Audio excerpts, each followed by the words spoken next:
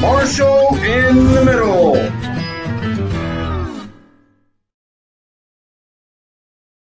We got First Sergeant Retired William Bill Shaw here with us today. We're going to have a good time.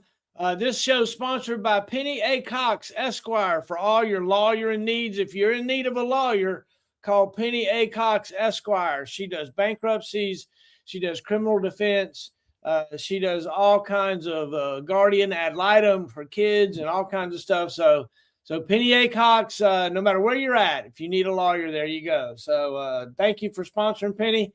And what's going on, man? What's up? We're here with Hey, not William much. Living Shaw. a good life. Tell me about what's happening Just in living your a good world right life. now. Well, there's not a bunch. I'm fully retired now. I have been for quite a few years, and bought me a little piece of property up in Alabama. I'm spending a lot of time on. Not up in your neck of the woods, though. I'm over near Century, Florida, and Flomaton, Alabama. Or everybody knows Atmore, where the casinos are.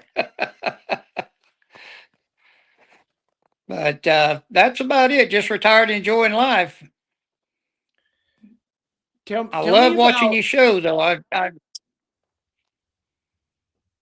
go ahead. there's some kind of a lag that we're dealing with. We might have to start going back to overs, like so look, tell me about Roger growing up. that. Roger, tell me about growing up, where you're from. When were you born? What year and stuff? Yeah, well, I was born in 1955, and I grew up in a little place over in Northwest Florida called Niceville. And yes, it's a nice place. Right now, I'm living in Valparaiso, which is right next door to it. But had a normal childhood, man. We all wooded around me, so we spent a lot of time in the woods. And when we got up in the morning, we went outside, and we didn't come home till dark.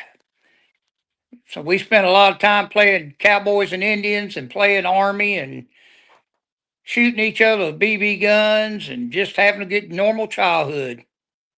That's great, right? That's great. What Yeah.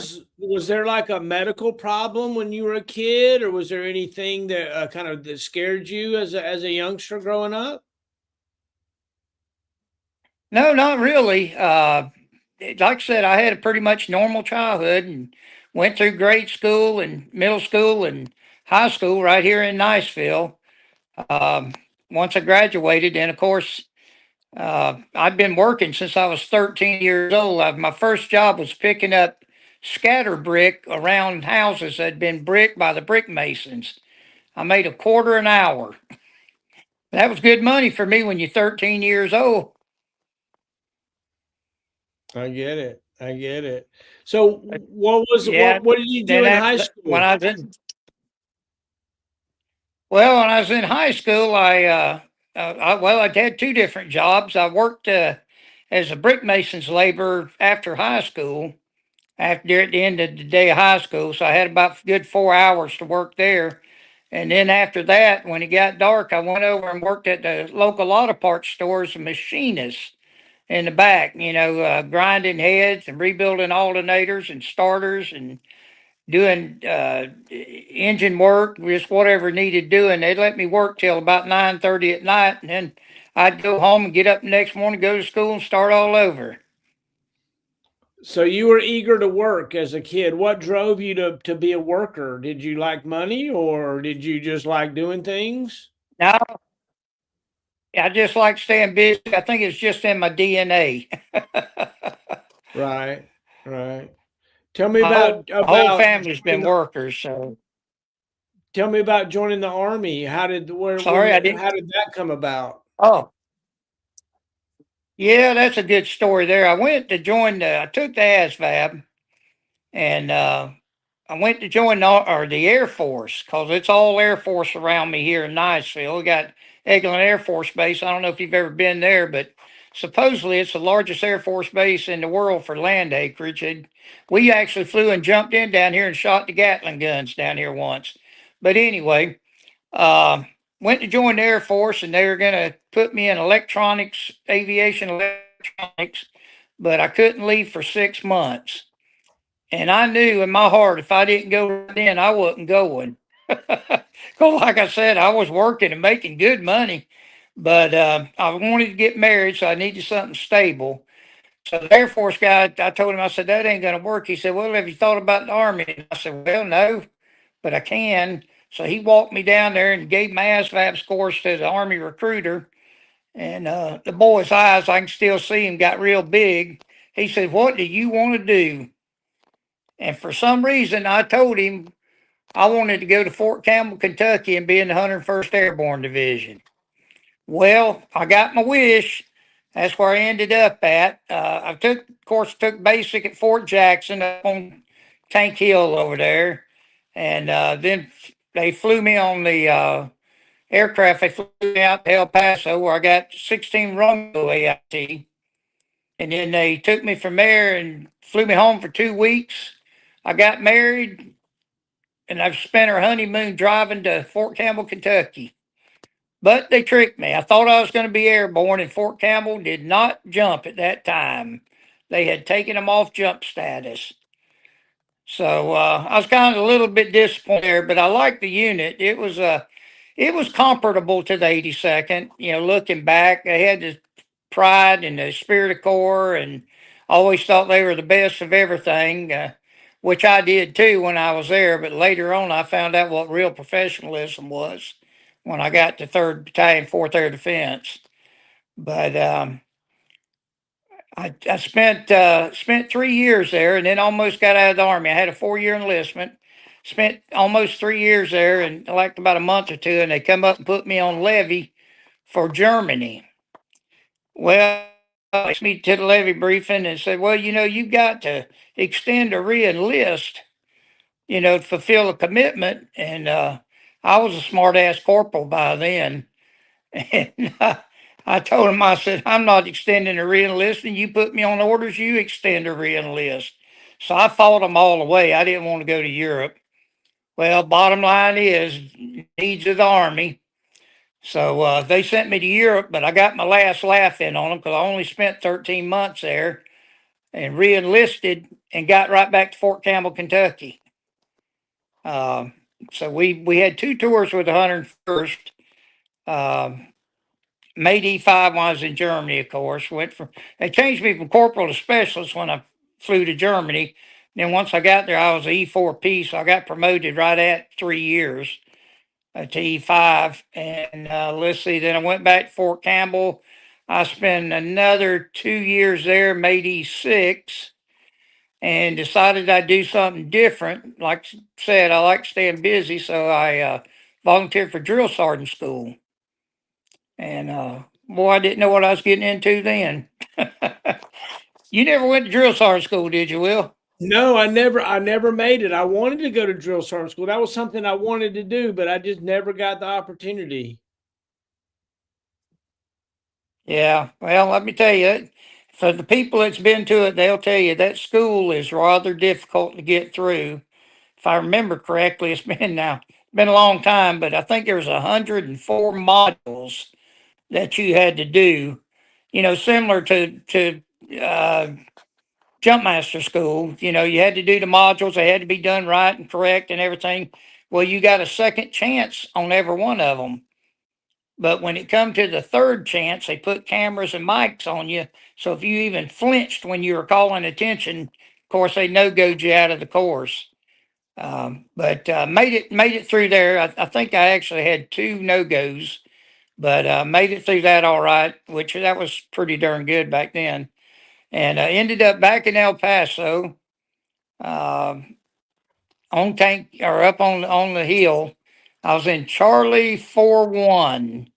And there was a lot of troopers that come to the 82nd that passed through Charlie 4-1. Flag was one of them. I remember him. Well, I do after I got to Fort Bragg and run into him. And he was a fine fella. He's a real good man. But there's quite a few of them that come through there. Of course, they didn't look me up when I got to Fort Bragg. Because after I got after I got through drill sergeant was another good story too. I spent a year on the Hill as a regular line drill. And then due to my unique counseling skills, I got selected to be a drill sergeant at the Military Adjustment Unit, the MAL as we called it. I don't know if it was around when you went through or not. I'm pretty sure it was. But so I You worked got up you, at MAL now. you Go got to tell ahead. me about your unique counseling skills. I want to hear about this. I got caught. I was doing some face-to-face time with a young private. I had him on his knees because he was about 6'5", and I couldn't look him in the eye, so I made him get out on his knees. And as I was talking to the young man, the battalion commander come around the corner. Well, after he observed, I didn't realize that at the time. I was told that later. After he observed that, he went to my commander, who went to the first sergeant. The first sergeant come to me, and he said, "I know you were just doing your job, but you had eyes on you." He says, "I'm going to help you out." I said, "All right, what are we going to do now?" He says, "I'm sending you to the MAL." I tell you, that unit there was a different kind of unit now. I know nobody knows the inside workings of it except for I know one other person that's 3rd Battalion, 4th Air Defense retiree that knew it, and that was Jeff Jordan. I don't know if you remember him. He was in Bravo Battery when I got there. But anyway, did my time on the Hill and in the MAL. In the MAL, the most students we ever had at one time, they stayed up to 7 days with us. And then we made a recommendation to either keep them in the Army or do a trainee discharge on them. We had 284 bodies come through there when I was up there. But the most we ever had at one time was 3 bodies. We had 5 drills assigned to the MAL, 4 of them on duty at any time. So the individuals there got some real good individual attention. Whoa. Yeah. Well, now, on the bright side of it, we did a lot of PT up there. It was centered around PT because, as you know, if you break somebody down, you can always rebuild them. And I mean, it happens in a lot of military courses. SF course, the same way. It break you down in the beginning. Ranger course, same way. A lot of courses are. But we also gave military justice classes. They got a lot more training that regular trainees didn't get to see. So a lot of them actually, just by thinking, decided to stay in the Army, not because of threats or anything else. But we educated them as well as we could. Well, let's see. After drill sergeant school, I decided to finally make it to the 82nd and on jump status.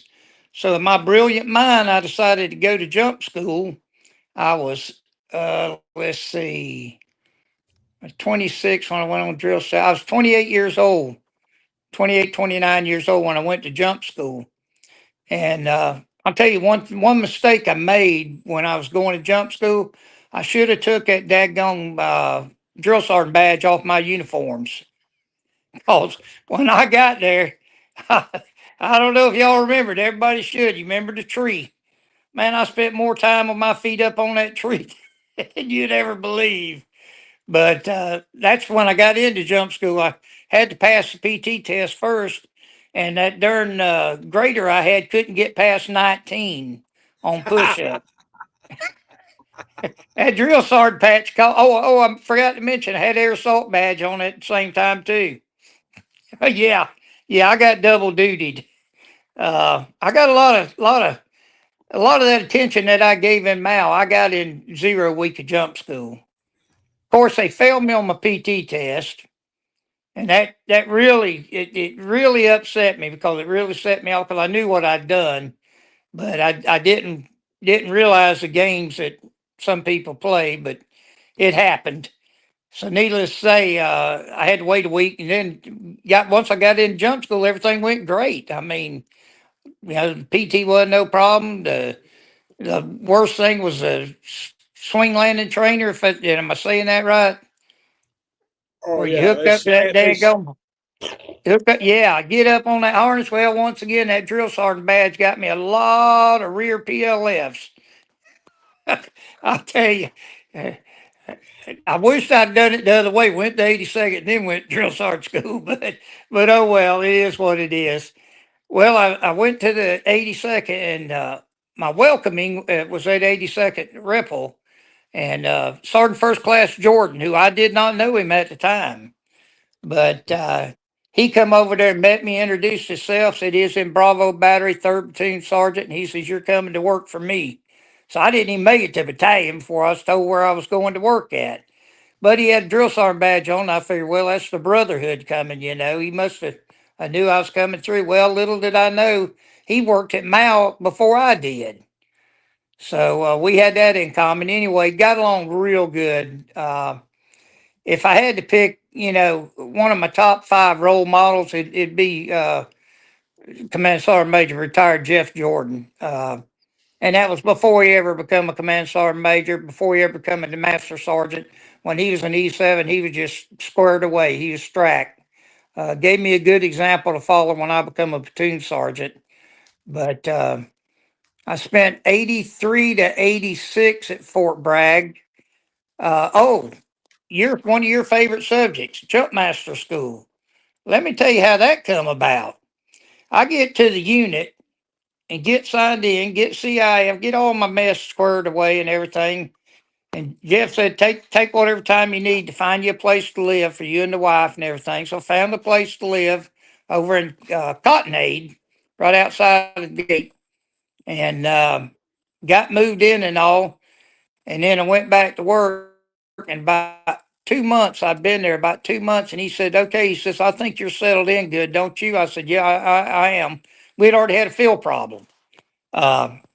But I told him, yeah, I think I'm settled in pretty good. He says, good. He says, you going to Jumpmaster School.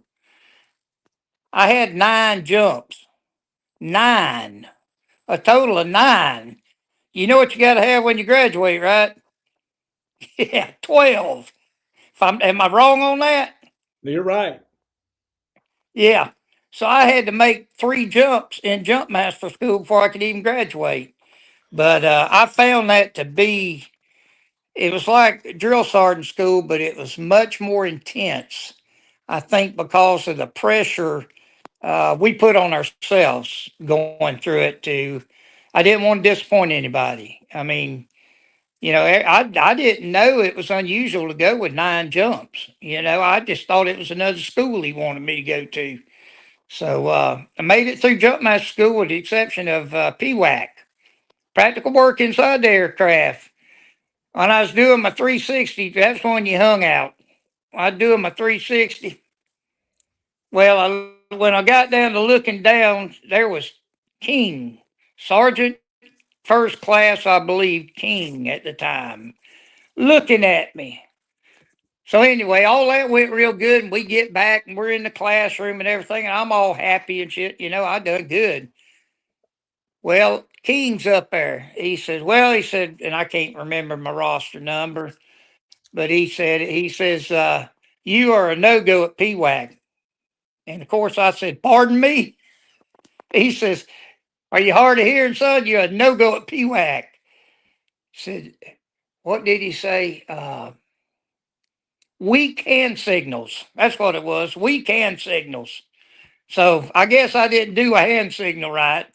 So I had to go up I think the next one was a night one, if I'm not mistaken. We had to do it at night. For some reason, it seems like maybe not. Maybe it was a day. I remember the drop zone for my PWACO was 9 Megan. I remember that. Because that ain't a very big spot to find. To me, it wasn't anyway. But anyway, that time went real good and everything. And come time for JMPI, man, I was shaking, and nervous, and worse than when I got married. And got up there and went through it and all. Of course, they give you the standard briefing, you know, 3 jumpers, 4 ones, Hollywood, 1 blah, blah, blah, blah, 1 major, 2 minors, whatever. And I got through and he held that clock at my face. He says, what's that clock say? I said, I'm sorry, Jump Master, I can't see it. Sweat was pouring down me. He said, 4 minutes and 53 seconds. No deficiencies. I said, "Oh my God!" So as typical, I run like heck. I got away, but that was my thing. I had to jump 3 times in there, so I got to be the jumper for 2 different jump masters going through this stuff, which was all right. Of course, I exited after one of them, so it was all good though. But when I got back, Jordan said, "You don't realize what you've done." And I said, "What's that?" And he says, "You just graduated with the least jumps anybody can have going through jump master school." So that made me puff out my chest a little bit. But then I found out the requirements to getting the star and getting the reef, and I figured, boy, I tell you what, I got a lot of safeties ahead of me. And man, let me tell you what, the first sergeant, Bravo Battery, was, oh man, what was his name? God dog it. He's from New York. Can't remember his name. But he made sure he wasn't even a jump master. He was first sergeant. But he made sure when they filled out the jump log and everything that I was put on there for safety for everything flying until I got my qualifications up so I could assist. But they one thing they did I think was good. The more I safety, the more familiar I become with operations. I mean, the Black Hats did an excellent job, but until you're in there and you're doing it, and they don't tell you about dragging the D bags back in. Once you go through everything, you get a lot more comfortable inside the aircraft. So by the time I got to assist, I was comfortable. I wasn't nervous at all. But anyway, I done those 3 years at Bragg Inn, and typical me, I decided I had a good friend of mine in Bravo Battery named Bob Bradley. Uh, Nobody remembers him because he was one of the old guys there. But he come up to me one day and says, "Guess what I'm doing?" I said, "What are you doing?" He said, "I'm going to recruiter school. You want to go?" I said, "Why not?" Boy, was that a mistake. I didn't make a whole bunch of mistakes, but I made a few of them when I was in. But so we went to recruiter school up in Indiana, I think it was. And we both graduated. And I get my assignment, and it's Pittsboro, Pennsylvania. So I called up there to the recruiter branch and I said, "Bud," I said, "you can't send me to Pennsylvania." He said, "Why not?" He said, "That's your assignment." I said, "Listen to me talk, son." I said, "They won't be able to understand me up there. So I need to be in the South somewhere." He said, "Well, let me see what I can do." Well, I had a son. My son was in the Exceptional Family Member Program at the time. So there's only X amount of places, that we could take him to. And Philadelphia wasn't one of them, or Pennsylvania. But anyway, long story short, I ended up in Las Vegas, Nevada. Yeah, 2 years, 2 years in Vegas and recruiting. And once again, another part of my career that I got into that I wished I hadn't. But it wasn't all bad. I didn't have any problem filling quotas. The only problem I had was I put 3 females in 1 month because I didn't know to backstack them.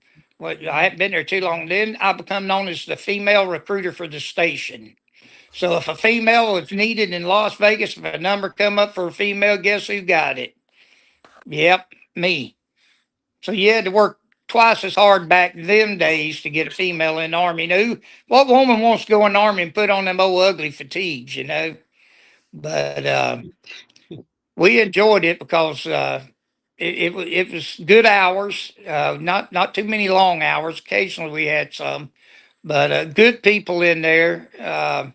Met them from all walks of life. I don't know if you remember the Wynn Group that owned some of the casinos out in Vegas. I put his son in the army. His son was required to go in the army for 4 years. Dad didn't care what he done, but he's required to go for 4 years before he could come out there and start working for his dad. So I was a recruiter that got that job. The what was the name of it? Oh, the ranch, the Bunny Ranch. You ever remember hearing about that? Like the you go out there for prostitution ranch or something? Yeah. I put the madam's son in the army. I had to go out there to get her to sign some paperwork, and I had to find me a female recruiter to go with me. I wasn't allowed to go by myself. I don't know why. I'm trustworthy. You're But driving that government sedan out there. yeah, yeah, yeah. I did her, son. Female recruiter, she didn't want to get out when we got there. She was a reserve recruiter. And I told her, I said, man, I said, you got to get out and go in with me. I said, you ain't going to believe this. She says, have you ever been here before? I said, of course not. I'm married. But it was good times. We did a couple of years out there in Vegas. Pope Air Force Base, the docks and everything out there, super, got a lot of support. Um, I got to tell you about meeting my first sergeant out there. God, I wish I could remember his name. I can't remember his name, but I reported in. I reported into the recruiting headquarters in dress greens. Well, I was still traveling, so I had on my low quarters though, because I wasn't on jump status anymore. Didn't have my beret. I had that. I don't know the right name. Uh, the cunt cap.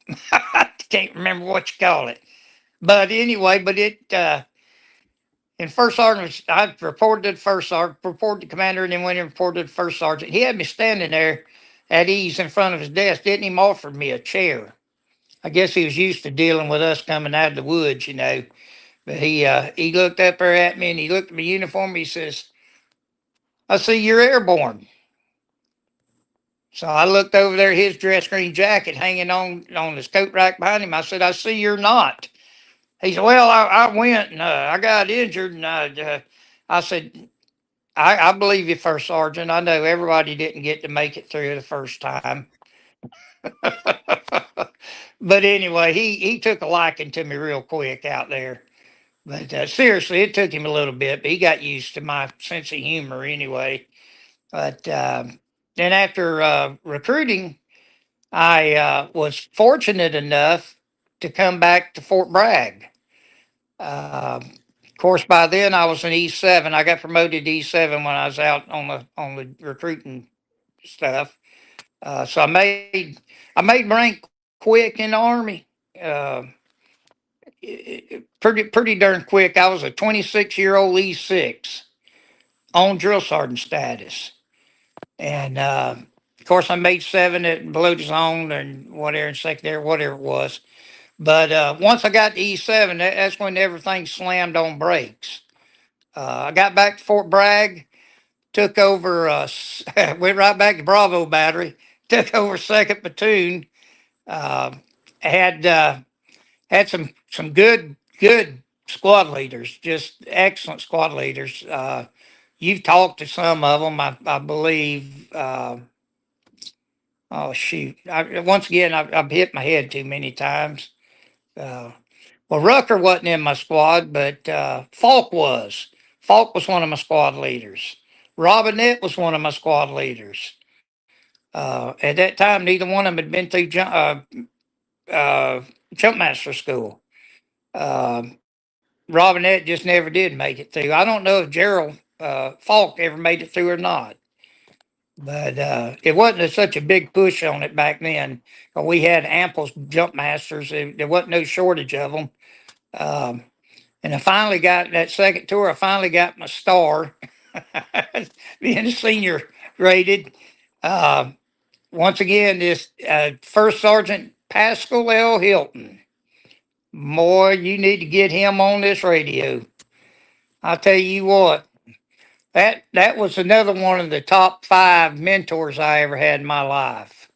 Uh, Pascal was a hard man. He was a hard man, but he was fair. But sometimes his fairness was hard. Uh, he used to take, and I don't know how much of this you need to know or anybody even cares about, but he used to take his platoon sergeants, and when we messed up, he'd have us with our boots up on his desk in front leaning rest while he conducted platoon sergeant business. So we stayed in the front leaning rest, elevated for a while. But that was Pascal, you know. He's true to life, but he professional jump master.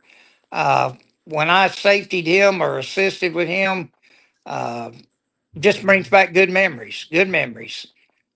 I even got to be the jump master on some flights with him as my assistant, but that was only one or two. Believe me, he didn't like taking orders from platoon sergeant very much. But there's a bunch of good people in Bravo back them days. So Carlos Martinez, I think they call him the Jackal. He was in there. Let's see who else was in there. I can't remember everybody. I wished I could. Allen, Greg Allen was in there. Like I said, Falk was in there. Rucker was in there. I think Lincoln might have been in there, and that's the story. I know I'm rambling on, but I'll come back to Fort Bragg one time for a visit in the old barracks before they moved out there in Never Land. Um, and Lincoln was the command sergeant major. And I know he thought I was crazy because I was shocked. I mean, last time I seen him, he was an E5 and he didn't look like he had changed that much, except he wore his rank. That's one thing we can be proud of. I'm sure we'll get to toward the end of my story here in a minute and find out that I left after 20 years. But I'm sure if I'd have stayed, that I'd been a sergeant major. The amount of sergeant majors and command sergeant majors that come out of 3rd Battalion, 4th Air Defense is just unbelievable.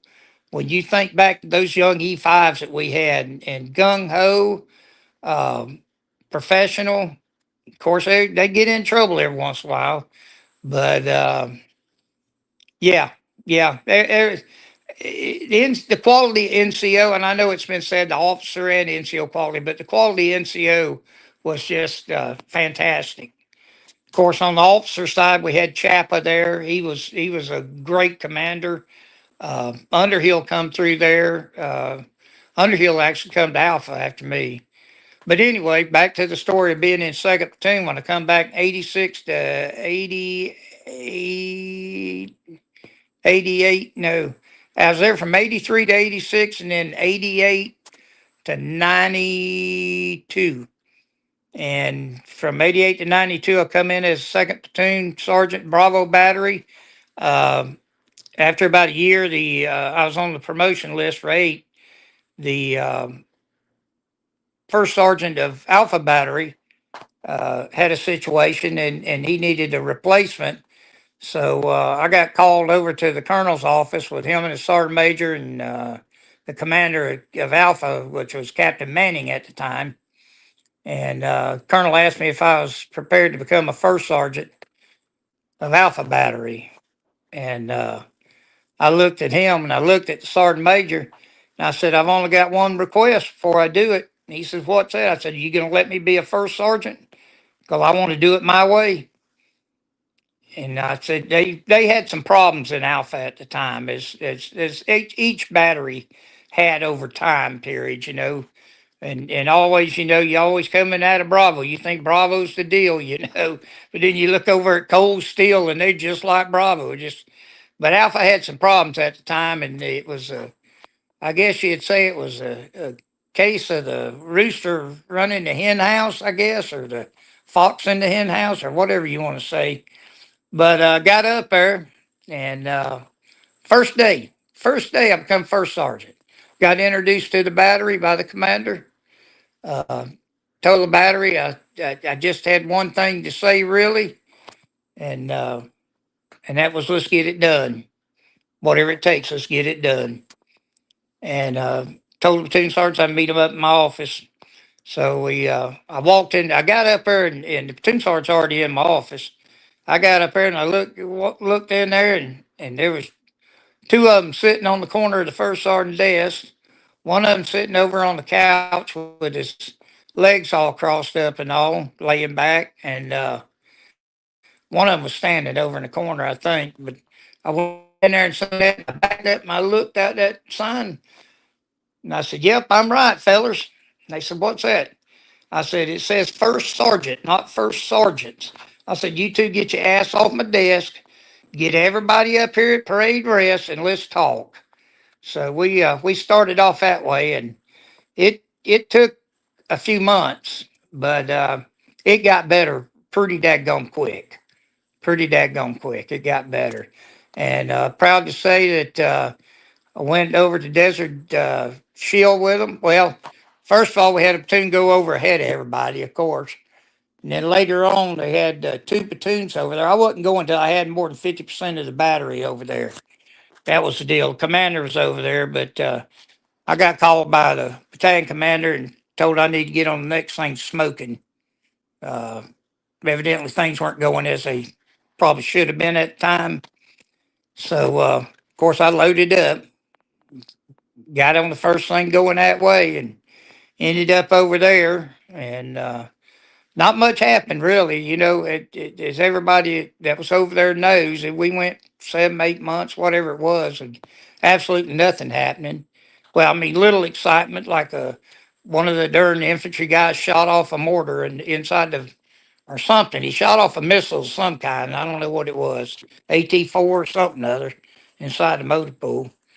But we had a unfortunate thing that happened, and this needs to be recorded because it probably not too many people know it. But while we were over there, we had a select group of young men in Alpha Battery. There was 8 of them to be exact, led by my supply sergeant, that made Applejack. Are you familiar with the word Applejack? Liquor. Yeah. Liquor. Well, unfortunately for them youngsters, they got caught. Um, Not our proudest moment. Of course, the brigade commander wanted to court martial them. Battalion commander wanted to give them a field grade. Battery commander wasn't sure what was going to happen. So this is one case where Stephen B. Miranda come through. I went and talked to Miranda. He was command sergeant major for 3rd Battalion, 435th at the time, and told him I think punishment could be served better by keeping it at battery level. And he talked to the powers to be somehow or other and got them convinced. So instead of them boys getting field grade Article 15s, they got company grade. Of course, what can you do to somebody when you're in a combat zone, you know, or looking at one? So we had to keep the morale up as good as we could. Of course, they paid for it now. They didn't get out scot free. Believe me, it caused a lot of embarrassment to the unit. But we got them taken care of, and glad to say that some of the soldiers ended up being some of the finest young men I've ever had pleasure of working with. Um, let's see, I can't think of much else that happened over there other than when we went north, and I think it was I was in Alpha at the time, but we heard all about Bravo Battery. I think it was shooting into the line. Wasn't that old Falk? That was Falk and McDade. My Weiler's on here. Yep. My Weiler knows the real story. My Weiler. So my Weiler and McDade. I still got to get McDade on here, but McDade pulled the trigger. You know, McDade and I went to basic together. Yeah, we No were battle kidding. buddies. Well, you know, when I was platoon sergeant, he was my driver.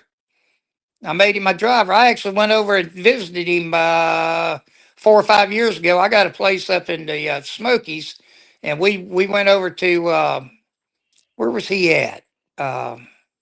He's Right there outside in of North Hickory. Yeah, he was in Hickory. He owned a Battery Plus store there. Well, I actually went by and seen him. My son and I went by. It was during, tell you what, it was during the division review where we all met at the battalion and all. That I went by and seen McDade. He hadn't changed any. He just got a little less hair. He's still a good man. Good man. But yeah, we had some good ones in there. We come back from the desert over there. Oh, we did Alpha Battery did the first, even before Falk did the live fire. We did the first live fire in Southwest Asia. Alpha Battery did. We set up some 55-gallon drums of gasoline and shot them up. And put on a little show. But that was good. Well, let's see. We got back from Desert Storm and had another disagreement with the colonel. They decided that they would give, I guess it was staff positions and above Bronze Stars. Well, I found out about that. I went over to see the colonel. Well, I went to see the sergeant major to start with. And I told him, I said, I don't feel right accepting this. I said, my platoon sergeants did a lot more than I did over there. And it was true. They did all the work, man. All the work. And I think they got Archons, I think, something like that. I told them to take those 5 points off that star and break it out and give all my platoon sergeants a daggone MSM. And they wouldn't do it. The colonel run me out of his office. Of course, he didn't use a whole lot of words doing it either. Something about court-martialing or failure to appear or something. But that was one award that I got that I did not deserve. A lot of times we do things where we think we should get them, but that was one time where I didn't agree with it. Anyway, I spent a few more months and stayed around Alpha Battery for a while. Then my legs started going, and I didn't publicize it to nobody, but it got so I couldn't make all the runs. And I'm a firm believer, if you can't lead from the front, you need to get the hell out of the way. So I went to Sergeant Major and requested to step down, and explained to him why and all, and he helped me out again there. He really did. Made me the S2. You remember old Ranger Lee? It was S2. Yeah, I wasn't quite the S2 that boy was, but I was an S2. And I was sitting there looking at I had 18 years in then, 18, 19. Yeah, 18 years in then. And I was looking at, we'd just bought a house. We bought a house right before Desert Shield, I believe. So we'd had it a little over a year. And lo and behold, I hadn't been to Bragg, but let's see, about 3 years. Come down with orders. Couldn't believe it. 2 years left in the Army to retire, because I was planning on getting out at 20. Not that I'd had enough of it. I loved it. I dearly loved it, but my legs were going. My parents were getting a lot older and needed a little bit more help. But anyway, come down on orders and called up Jimmy Cribbs. I won't never forget his name. I'd love to run into him today. He was the branch assignment, NCOIC. And told him that I really didn't need to come up there. I just bought a house. I was looking at doing 2 more years at Bragg. I figured I could struggle along as S2 down there and make the runs I could make. But he told me that was a priority assignment and there wasn't no getting out of it. Said I was handpicked. Well, I figured out later on how I was handpicked, because I went up there and took his job. And I become the branch assignments in NCOIC for Air Defense Artillery. Yeah, I was the one. Yeah, I was the one. There was a lot of boys out of Fort Bragg that ended up out there at JRTC. Carlos Martinez ended up in Germany. But I was at the time, trying to fill JRTC with some of the best quality NCOs I could find. And unfortunately for 3rd Battalion, 4th Air Defense, I knew them better than any other unit. So a bunch of them guys got orders. Wasn't intentional to hurt anybody, but I will say this: if anybody called up with a problem with it, that we removed them from the list. That's one thing I changed when I got up there. I wanted a lot more person and personnel. I had, just see, Mercanti. I don't know if you know Command Sergeant Major Mercanti. Sharp young soldier. He was an E7 under me up there at Branch. Let's see. Sergeant First Class Lewis. He retired as an E7, and he got the same job as civilian he had as a military. But we had some good people up there. But we uh, we did the best we could. I will say it. I made it known that any E8 assignment went through me, and if we had someone that called up to branch referencing an assignment, I wanted to speak to them if I was available. If I wasn't, then the major would speak to him because he was a good man. But we some of the things people don't know, they look at those orders and say, "Man, I get picked for this."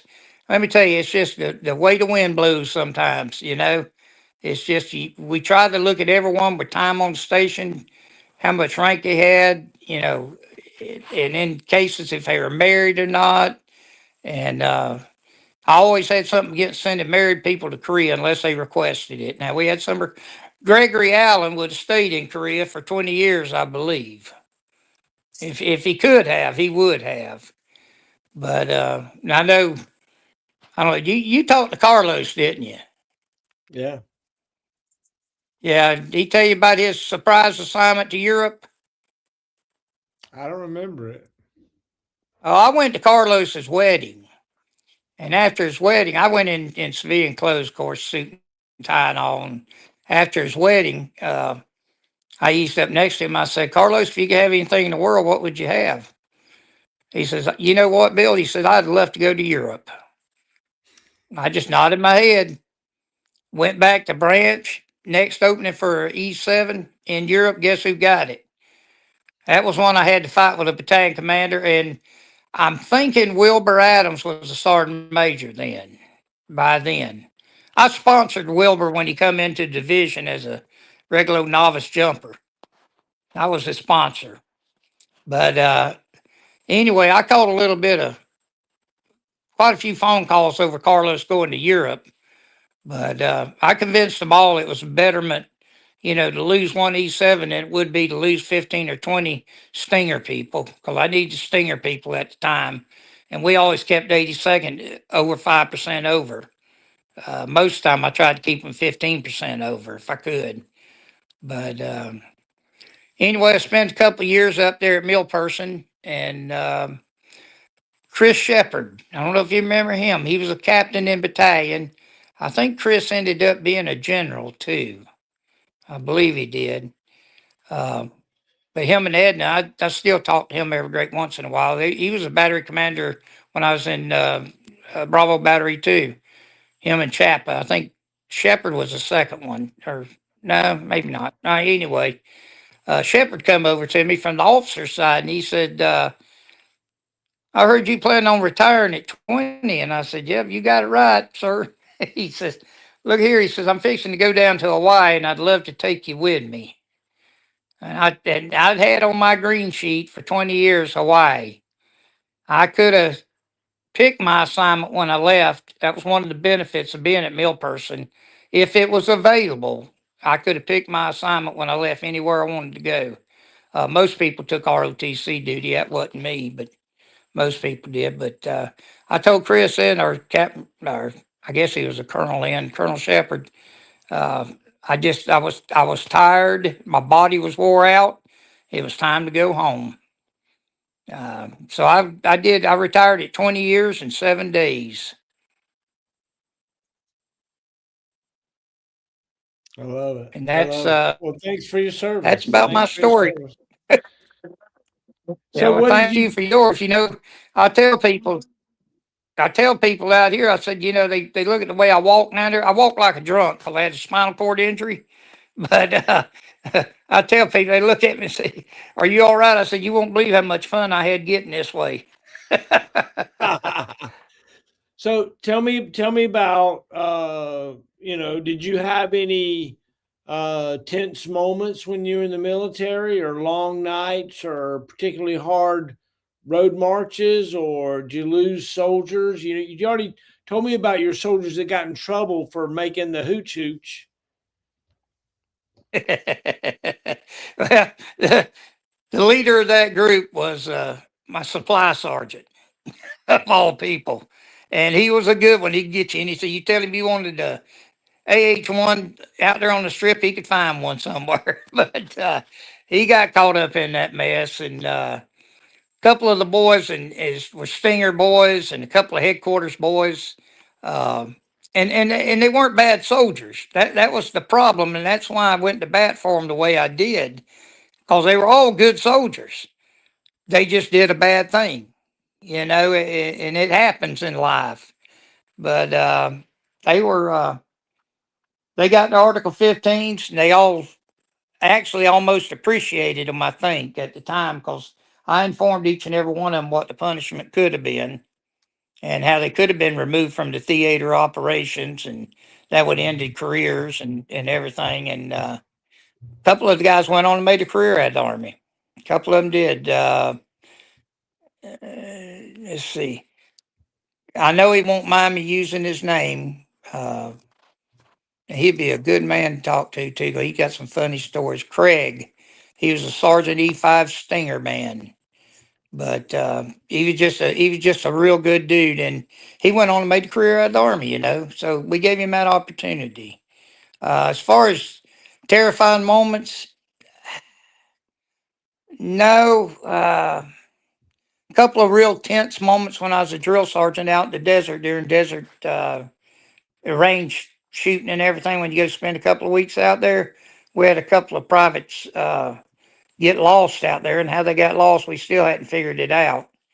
But we had to hunt them down, and they were in pretty bad shape when we found them, but nothing extraordinary. Trying to think back to my 101st days. They not a lot to remember back in them days, except for spit shine jump boots. Yeah, they wore jump boots too in the 101st. Um, and I was even there when they wore the daggum blue beret. I know you probably don't even know about that, do you? Oh I've never yeah, heard of one it. time. Yeah, one time I think it was in 70. Let's just call it 75, 76. Sometime in there, somebody come up with a bright idea of giving because we were in regular ball caps, of giving the 101st blue berets. And they weren't a light blue like peacekeeping. They were blue. They were blue. But of course, I had the flash on it. I probably still got one somewhere. Had a red and yellow flash on it, like like the 82nd, like our flash was. The crest was almost the same as the crest. Of course, it was from first First Battalion, Third Air Defense. That's what it was. One, yeah, first to the third. Uh, oh shoot! I need to mention to you my very first sergeant, the one that I'd love to have patterned myself after, but I just wasn't. I just wasn't that kind of person. But I met him. Reported into Fort Campbell, Kentucky. Had my little old slick sleeve greens on. Reported into the first sergeant, and he asked me, put me at ease. He says, "What'd you do in civilian life?" I told him, I said, "Well, I was a mechanic, machinist mechanic." He says, "You want to work in a motor pool?" I didn't know what a motor pool was. I envisioned a big old building full of motors. Yeah. I said, "Wherever I'm needed, First Sergeant." So I become a 63 Bravo overnight. Uh, they did eventually send me to the course, and I made honor grad out of it. But yeah, I was 63 Bravo for my first 3 years in the Army. Oh, with the exception of the time when they needed a squad leader. 'Cause like I said, I was a corporal, and they made me corporal so I could be a squad leader. And we'd go to AQF and all, and then I'd come back and go back to motor pool. I was a PLL clerk, a mechanic, a squad leader, senior gunner, whatever they needed at the time. But my first sergeant, and I don't know if you remember your first one's name or not, but Benny L. Whitman. He was an old, crusty, gray-haired, short, crew-cut 101st Vietnam veteran, and man, was he hard as nails.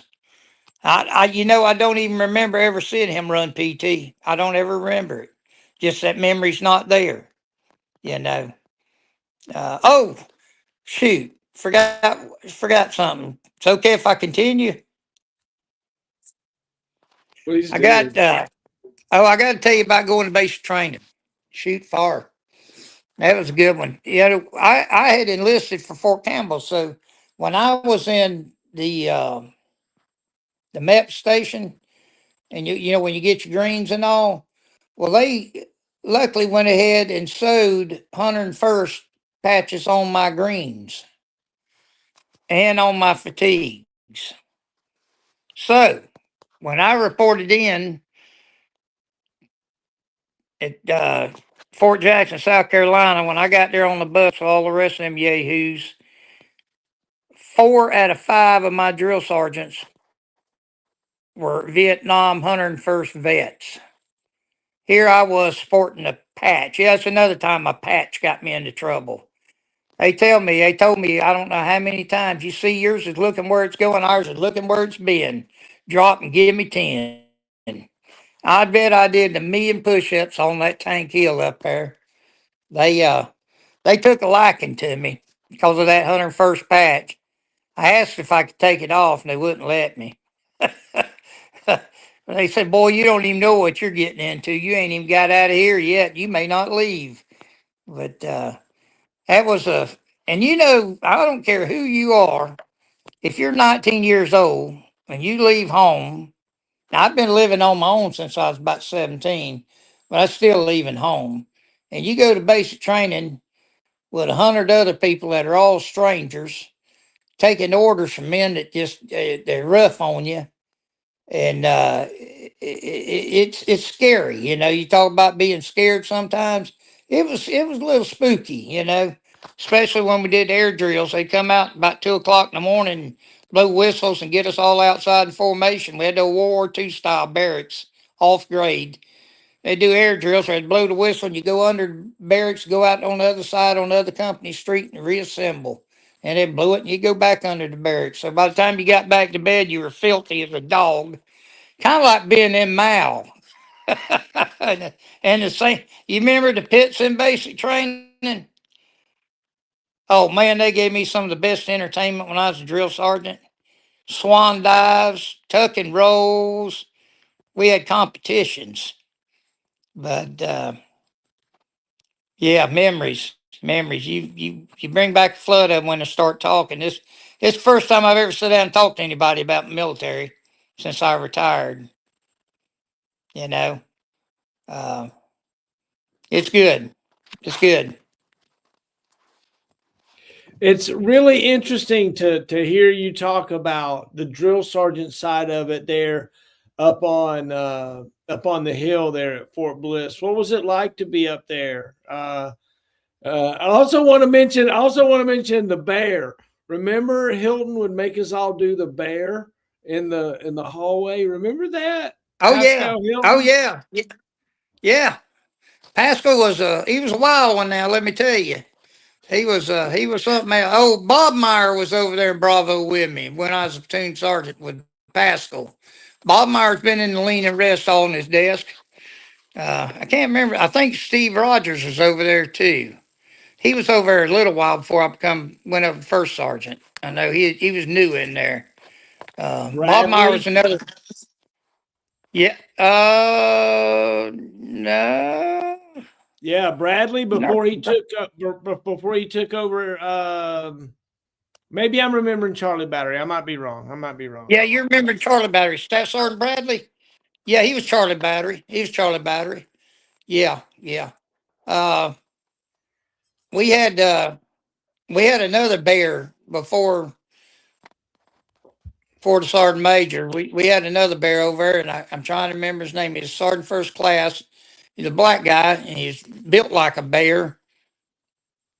I wish that he's passed away now. And I then can't remember Jordan his name. No, no, or no, Locklear. no. Locklear Charlie Battery. Locklear was the first sergeant in Charlie when I was first sergeant in Alpha, if I'm not mistaken. I'm pretty sure anyway. Yeah, yeah. But uh, Donnie V. You know who that is? Donnie V. Scaife. Velasco. Oh, Velasco. Yeah. Yep, Yeah. another one of the guys that mentored me. Even though we were pretty close in rank, he took some time. He was a hilarious individual when you got to know him. But Oh, look, Montwater says Godwin, right? Remember old Godwin? yes, I Willis do. Cotton. Godwin Yep, Willis Cotton was Cotton. there. Yeah, yeah. Godwin used to sing cadence all the time, and he was darn sure good at it too. I had a little bit of cadence, but even being an ex drill sergeant, I didn't have near the repertoire that he had. He had a lot of it. He was good. Ports was another one that was down there. Sergeant Ports. Uh, Portee. No, it was Portee. Yeah, Ports was re-enlistment NCO. Portee was another one that was down there. I wrote an essay Man, about Portee. did you? Yeah, Portee was the guy that showed me what not to do. And he was also the guy that made me know that anybody could make sergeant. If Portee could make sergeant, anybody could be a sergeant. Oh yeah. Oh, for were, sure. were you an E4 being influenced? And the day I made sergeant, he made staff sergeant, and I Oh was Lord! like, See, I don't remember. I don't remember him as a staff sergeant. I "Oh, guess. he ruined Segredo's career. Portee did." Oh, for counseling.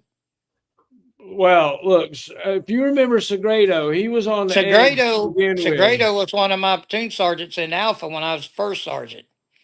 He was one of them that was sitting on my desk when I come in there. Well, Segredo, I don't know the whole story, but Portee caused Segredo to lose his mind. Yep. And Portee was gone, but unfortunately Segredo was gone too. Yeah. When did that happen? Early Well, I had 2000s. So Portee went down. Portee went down to the to Bliss one year and stole a comic book from the PX. We've lost your camera. Oh, I got it back here. Okay, I don't have you on. So anyway, It's showing up here. You got me yet? Nope. So tell me what you remember. What else you remember? Who else you remember? Oh man, I'm trying to go back and remember these guys. So hard. Ramirez. Macon, Master Sergeant Macon. You remember him? Become Command Sergeant Major. I don't remember that name. Yeah, Makin. He ended up out in Colorado. Macon. Frank Macon. Frank Macon. Yeah, he ended up out in Colorado. When I was when I was up at Branch, we had a bunch of the 16, what were they? Deltas or something. The Hawk missile systems. Okay. We had to set some battalions of them, some cut batteries of them, and I had to fly all over the darn place and shut down those battalions or those batteries. That was another trying time at Millperson because I had to find jobs for all these guys that didn't have a job no more. Oh wow. Getting them retrained or whatever. And unfortunately, infantry's always got openings. But I spent a lot of time at the other branches up there at Millperson, going around and begging jobs over in aviation or over in the Chem Corps, wherever I could go, other than the infantry, because I already knew how many they could take. They could take everybody. But that was a bad time because we had, you out there in Frank Macon's area in Colorado, he had some E6s out there that had 18 years in the Army. Never been promoted. And what do you do with a guy like that? You can't come up and say, okay, guess what? You're going to be an 11 Bravo 3P now, or 3. And it was heartbreaking in a lot of times. Some of them we were able to leave on station if they had less than 2 years left on their enlistment, we could leave them on station and just find them jobs at the gym or what, they'd find their own jobs. But there was a lot of those young people that become 16 Sierras. A lot of them. I mean, they'd enlisted, hadn't been in the unit 2 years, just re-enlisted after 3 years, and people like that. So we had a whole bunch of them. But a lot of people don't know that we went around, even went to Europe, and had to shut down those units over in Europe. That added a little bit of extra problem, if you know what I mean. But, Yeah, so you were the working at Branch in the mid '90s when the drawdown was going, yeah, and nobody was getting promoted. Yeah, early to mid '90s. From '92 to '94 is when I was there. Yeah, '92 to '94, because I wasn't S2 but a few months, and they snatched me up. But yeah, the promotion started coming a little bit better, I think. Seems like, anyway. Heck But we had no. the Sierras never got promoted. Right. Look, I spent 6 years as an E5 promotable. I was promotable to staff sergeant with 38 months in the Army. I went to the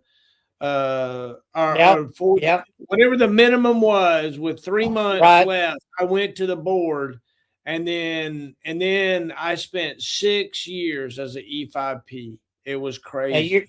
You were a Sierra, weren't you? Yeah. Well, I was a Romeo to begin with, but then we got transitioned to Sierra through some of that. Yeah. It was a mess. It was a mess. So let's look at your camera. Something's happened. I don't have you on screen anymore. I haven't done nothing, and I've got you and me. Okay. And over there on the side it says you're in the show. Everyone can see and hear you. Oh, well, okay. Well, there we go. Well, that looks good. So, tell me. No, I don't have, but it's fine. It'll be okay. You just know that you can probably make funny faces to everybody and they won't notice. Okay. They won't notice. Tell me about, how it ended. Tell me about deciding to hang it up. Was that a tough time? Well, yeah, not really. Bear in mind, I'd had assignments with Airborne. I'd had assignments. When I went over to Europe for a year, I forgot to tell you, I was transitioned into 16 Charlie Nike Hercules. That was another thing that blew me out. But I'd spent time on some of the hardest duties, being in 82nd on alert all the time, and going to drill sergeant, and that was 3 hours sleep a night the first year. I'd get up at being the base at 35. I wouldn't get home till 11:30 or 1. And we were supposed to get, after every cycle, you're supposed to get, every 13 weeks, you're supposed to get 2 weeks off downtime to recover and regroup, refit. The whole year that I was there to begin with, we never got 2 weeks off. Most time we ever got off was 5 days, and that was only once or twice. So we were really worked hard, and it was hard on the family. We had 2 little children at the time. Well, my daughter was born out there in El Paso, but we had 2 small children at the time. It's hard on my wife, and then to take her from that and coming back to Fort Bragg, or coming to Fort Bragg. You know how the system is, Fort Bragg, when you're trying to do everything right. Spent a lot of time in there with the troops, but and then to go from that to recruiting, that was another. It wasn't a hard assignment on me per se, but it was stressful. But of course, whether you want to try to leave it at the door or not, you don't always leave it at the door, unfortunately. When I got up there, the mill person was able to sit down behind the desk for 2 years, and well, I traveled a lot shutting down units too, but I come to the realization my body wasn't going much anymore. even trying to do what little bit of PT we were able to do up there. Organized was not a word. We all did it individually, which most of the guys did real good at it, and I attempted it too. But I could tell my legs were going. And once again, if I was going to be a sergeant major, I wanted to be a command sergeant major somewhere. And I knew I didn't have the body to do it anymore. So that was what was one of the leading reasons. And like I said before, um, my parents were getting older, and my wife's mother was getting older. They needed our help more and more, so we just decided to punch out at 20. They didn't want to let me retire. I had to fight to retire because it was a 3-year assignment. And once again, you give me an assignment, I'm more than happy to go, but I'm going to do my time. I don't want you adding time on to me. You Right. know what I mean? But I'll do whatever needs doing.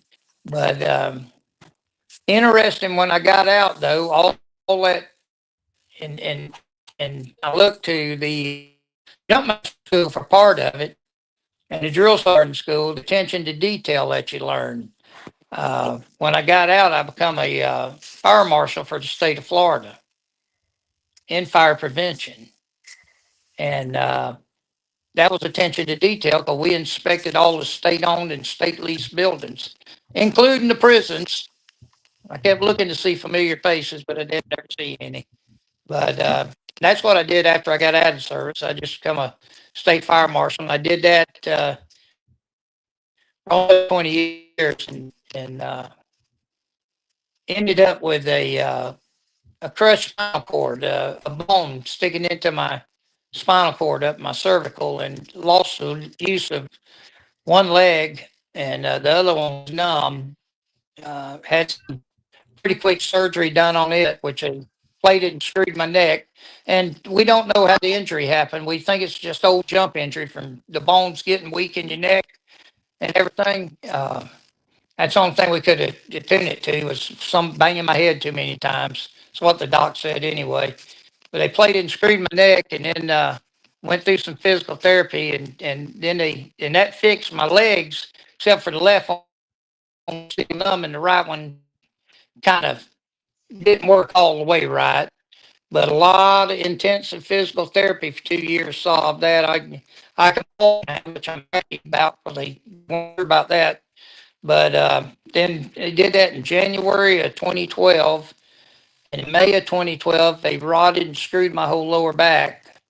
Once again, old injuries come back to haunt you. But hey, man, I'm happy, man. I'm walking. I can get on my tractor and drive my tractor. I can go fishing. I hadn't let it keep me down all the way. It slowed me down though. But then that's when, yeah, that's when I retired back in.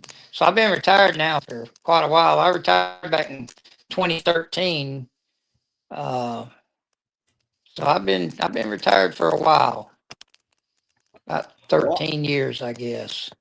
Well, I hate to say that we're going to have to kind of end this. Something's happened with your video and your audio seems to be going out. We've had a good show. I've enjoyed talking with you, man. But hey, Will, I've enjoyed it immensely. Yeah, it has been a wonderful time. You had a great influence on my career as a young soldier. I think I spent some time with you on staff duty or on. I think it was staff duty sometime in the probably was early 90s or something. And I just really enjoyed picking your brain about stuff. And I was always in the other platoon and I always looked up to you and, CJ Stevens and Frank Calderon and oh, Frank. Yeah. Frank was a squad leader of mine. He was a squad leader of mine. I tell you, we had some really good folks around there, really good folks. We did. You were definitely one of them. Well, I appreciate it, Will, and I tried to get on you. I tried to get on there and look at your stuff some in the near future, because I know you do a lot of interviews, and I'm interested in hearing them. Well, it's interesting to think about, right? I'm doing this so that we get our stories told before we're too old or too sick to tell them. And I've had a few folks that I've scheduled for interviews that we tried to get the interviews done, and they've passed away between then and now. And I've had folks, Yeah. I've already had 2 folks that I've done interviews with, and we've been able to use the stuff as a memorial kind of thing. Well, that's great. And so I'm proud of it. I appreciate your support. You can click on the little link up above and give a donation. And of course, that leads me into this episode is proudly sponsored by Penny A. Cox Esquire, attorney at law. So all your attorney needs at the Popo's chasing you, call Penny. And First Sergeant Shaw, thanks very much. I appreciate you. I love you, man. Hey, thanks. You're the best, buddy. Thanks for having me, bud. I appreciate it. Take care. All right. Good night, everybody. Hey, don't go anywhere, Sergeant Shaw. Don't go anywhere. Marshall in the middle.